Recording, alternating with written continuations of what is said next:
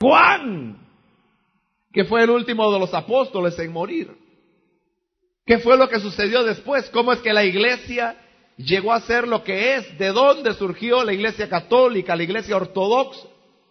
¿De dónde surgió la iglesia protestante y ahora la iglesia evangélica? Entonces yo le invito para que usted no se pierda estos estudios del libro de Apocalipsis, ¿no? Para que sepa la historia de la iglesia cristiana. Entonces, el mensaje de Esmirna, repito, nos está hablando de ese periodo de unos 250 años más o menos, que se le conoce como la época de la gran persecución contra la iglesia cristiana, y es la época de los mártires también. Realmente, hermanos, el cristianismo siempre ha sido perseguido. Recuerde que el mismo fundador de la iglesia, nuestro Señor Jesucristo, murió martirizado, murió torturado. Y luego no tardó en que los judíos diesen muerte a los primeros cristianos como Esteban. Posteriormente, Santiago también es pasado por espada. Y así sucesivamente la iglesia fue viviendo diferentes manifestaciones de persecución y de deseo de exterminio. Ahora, a medida que el tiempo había pasado, y ya para esta época, como también lo decíamos la semana anterior, el cristianismo se había extendido por la totalidad de lo que era el Imperio Romano, e incluso se había extendido a regiones mucho más lejanas, donde ya el evangelio había llegado. Hablar, por ejemplo, de la India, ya para estas alturas ya había evangelio en esas regiones. Ahora bien, sucedió que cuando el cristianismo creció, los romanos comenzaron a notar que para ellos el cristianismo era algo que podía representar un peligro. Al principio, para los romanos, el cristianismo no era nada más que otra corriente del judaísmo. La situación fue que cuando el cristianismo creció de manera mucho mayor que el judaísmo, ellos comenzaron a ver al cristianismo como una religión totalmente desligada de lo que era el judaísmo.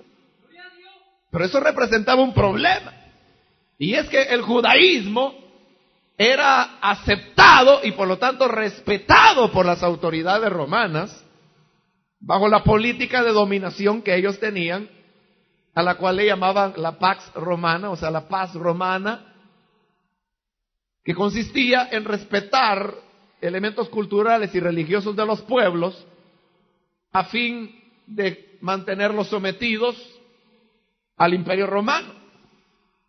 Pero cuando el cristianismo crece, esta era ya una fuerza o una religión no reconocida.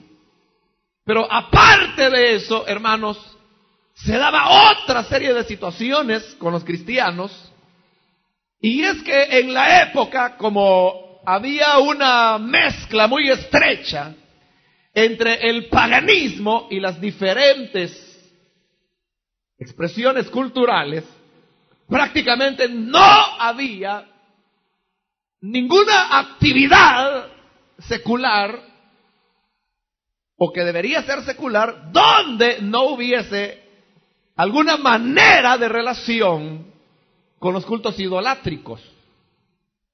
Así, por ejemplo, no había deporte en donde los romanos no mezclaran algún aspecto de idolatría o de paganismo. Y algunos de esos aspectos han sobrevivido hasta hoy en día. Por ejemplo, una cuestión curiosa, usted sabe que hay una marca de zapatos deportivos que les llaman Nike. Los ha oído, ¿verdad? Los ha visto en los anuncios. Pero la gente dice Nike porque viene de los Estados Unidos, pero realmente Nike no es una palabra en inglés, sino que es una palabra en griego. La pronunciación correcta es Nike. porque no es inglés, es griego. Entonces, pero ¿qué es Nike? Nike era la diosa griega de los deportes. Así se llamaba, la diosa Nike, era la diosa de los deportes. Entonces, como estos son zapatos deportivos, entonces vienen y le ponen el nombre de la antigua diosa de los paganos griegos. Ahora, yo no digo de que sea malo usar esos zapatos, ¿verdad? Sino que simplemente le estoy ilustrando cómo, bueno, estamos hablando 2000 años después y todavía esa influencia. Ahora, imagínense cómo era en la época cuando la iglesia nacía. La relación entre los deportes y el paganismo era tan estrecha que simplemente los cristianos no podían participar de esas actividades. Y lo mismo era en cuestiones de carácter cultural, como algunas veces ocurre en nuestro ambiente, solo que de otra manera, en que por ejemplo hay la inauguración de un periodo presidencial. Usted sabe de que siempre hay allí un personero de la religión del mundo que dirige una oración para inaugurar un periodo presidencial. Entonces uno sabe de que al ir a ese tipo de ceremonia habrá ese tipo de expresión religiosa, que en esta época consistía en adoración a dioses paganos. Y entonces eso hacía que los cristianos no pudiesen participar de cuestiones deportivas, culturales, educativas, sociales, políticas, mucho menos, porque al emperador mismo se le consideraba un dios y le hacían oraciones y le ofrecían sacrificios. Entonces, como los cristianos no participaban de ninguna de esas cosas, no porque las cosas en sí fueran malas, sino que porque estaban muy ligadas con elementos idolátricos. Entonces sucedió que ellos comenzaron como a ausentarse de la vida social del mundo romano, que era el único que quedaba, porque Jerusalén había sido destruida ya en el año 70. Entonces, por esa misma razón, a los cristianos se les comenzó a llamar los enemigos de la humanidad.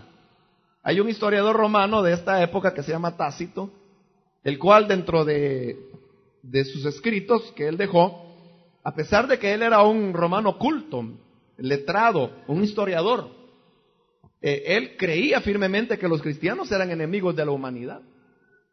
Pero él lo creía porque veía que los cristianos no participaban en nada de lo que la gente normal participaba. Claro, los cristianos tenían las razones por las cuales no lo hacían, razones que ellos no podían entender.